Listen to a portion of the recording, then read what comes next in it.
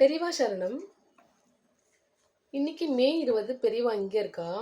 இன்னைக்கு தலைப்பு ஆச்சாரியார் யார்.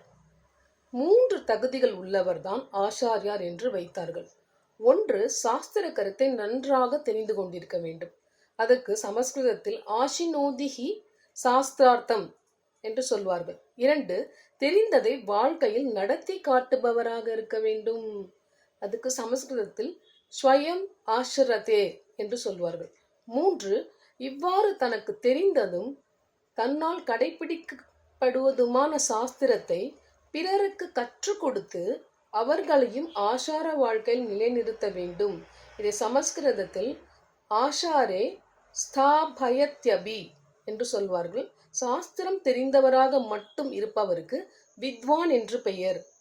அவருக்கு ஆச்சாரியார் என்ற ஏற்றம் கிடையவே கிடையாது.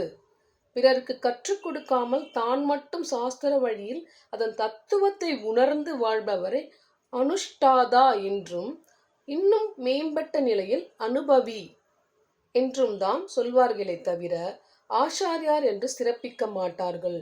வாழ்க்கையில் நடத்தி காட்டாமல் தெரிந்ததை பிறருக்கு சொல்லிக் கொடுப்பவரை பிரசாரகர் என்பதற்கு மேல் சொல்வதற்கு இல்லை.